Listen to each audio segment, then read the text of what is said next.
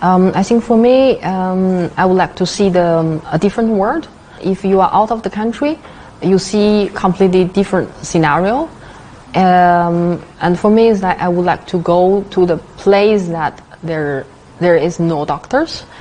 Then we can really help the people in need. Afghanistan, as we know, is a war-torn country, so the health system is very fragile, and after many years of war, there are not enough medical facilities and medical staff. So that's why I come back again and again, because there's need. We need to support the people there. I got a huge family influence, because when I was a child, you know, one of the books, my favorite books was Human Anatomy. It's weird. But then, yes, I think they taught me a lot about, you know, the principle of doctors. You need to help your patients, and then you work for the people, not for money.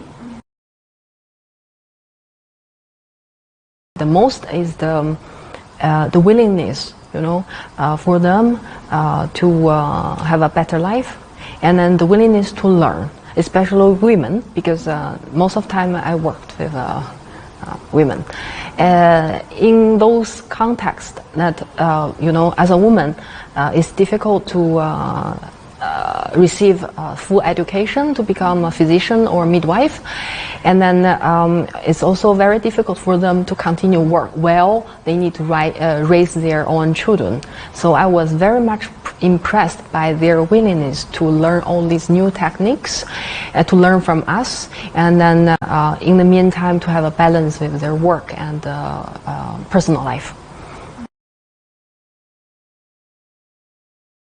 Definitely, you can see the improvement, because years ago it was difficult to find a female doctor, also midwives. But nowadays, if you go to Midwest Regional Hospital, you will find out the full team, all these young girls, they got education, they become like physicians and midwives, and they serve back to their own community. So first of all, you need to protect yourself. You know, we call duty of care. So before you treat any of the patients, you need to make sure that you are not infected. Because if medical staff is sick, which means nobody will take care of all the patients. So second of all, we need to make sure that all the medical supplies are available in the hospital. So you know, you have only doctors or nurses is not enough. You need to have drugs, equipment. So we need to make sure that everything is in place. The government assigned another hospital as a COVID-19 treatment center. Also, ICRC supported that hospital, you know, for medical supply donation. But then in Midwest Regional Hospital, we are focused on prevention. Because you never know who you get contact to. So for us, we try to keep the emergency services and obstetric services running as usual.